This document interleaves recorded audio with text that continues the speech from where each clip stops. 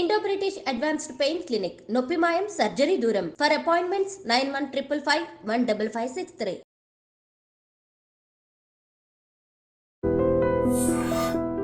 అందరికీ నమస్కారం. నేను మీ ఆయుర్వేద డాక్టర్ చిట్టుపొట్ల మధుసూదన శర్మని.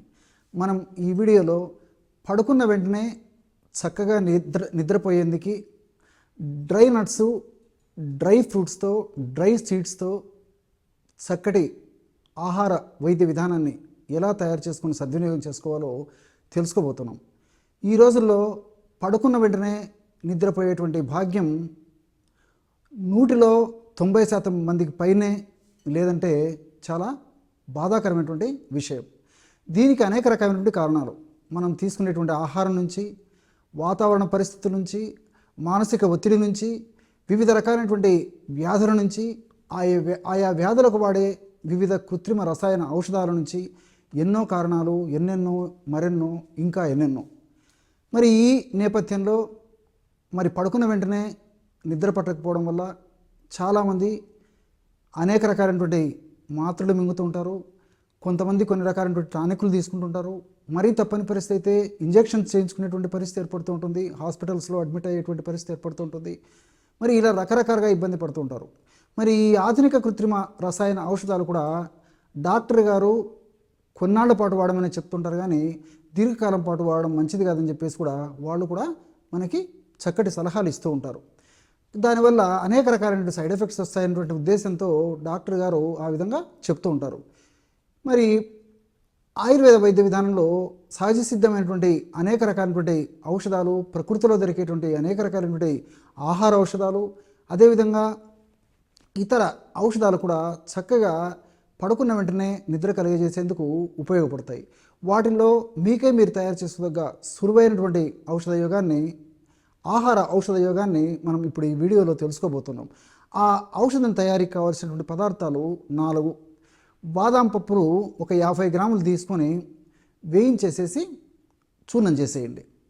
అలాగే గుమ్మడి విత్తనాలు తెలుసు కదా, పంప్కిన్ సీడ్స్ అంటారనమాట.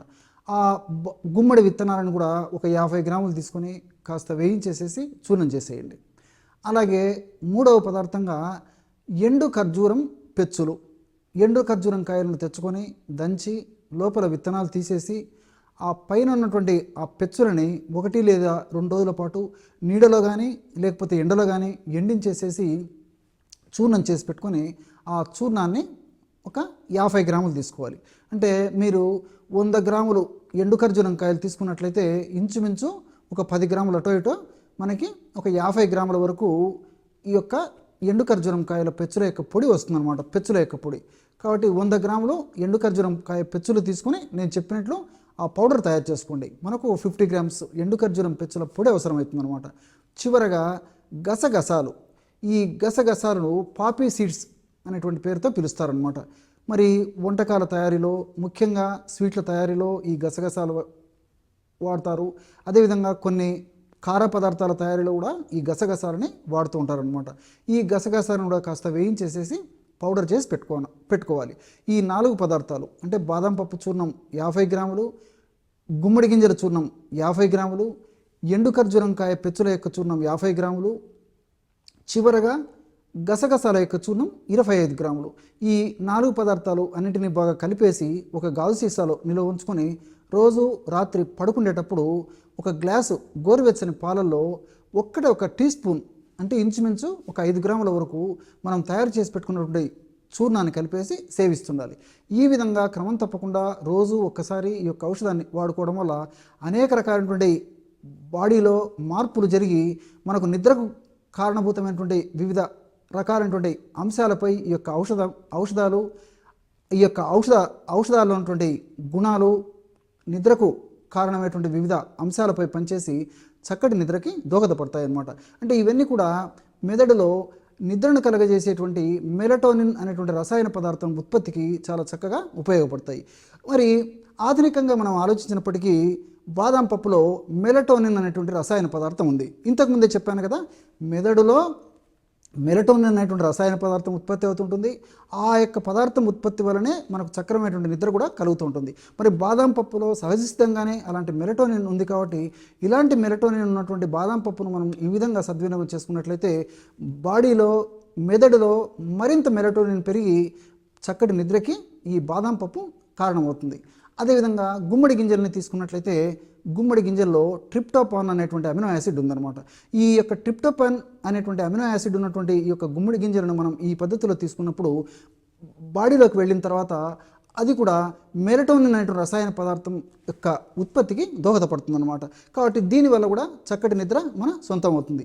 అంతేకాకుండా ఇందులో కూడా మెగ్నీషియము, సెలెనియము ఇలాంటి అనేక రకాలైన రసాయన పదార్థాలు కూడా పోషకానికి శరీర పోషణకు ఉపయోగపడమే కాకుండా ఇవి కూడా ప్రత్యక్షంగా పరోక్షంగా నిద్ర కలగజేసేందుకు ఉపయోగపడతాయి.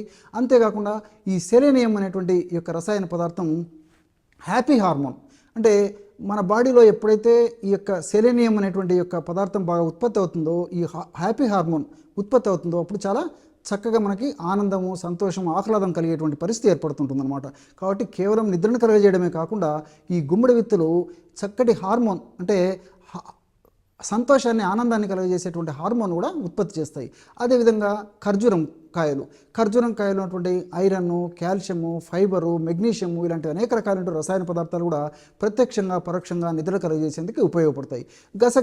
గసగసాల్లో ఓలిక్ యాసిడ్, జింకు, కాపరు ఇలాంటి అనేక రకాలైన రసాయన పదార్థాలు ఉన్నాయన్నమాట. ఇవి కూడా మనకి నిద్రను కలుగజేసేందుకు చక్కగా ఉపయోగపడతాయి.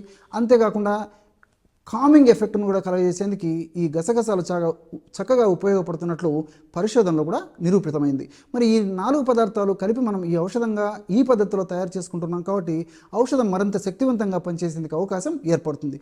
ఈ యొక్క ఔషధాన్ని మాత్రం 1 నెల పాటు వాడేసి ఆపేసేయాలన్నమాట.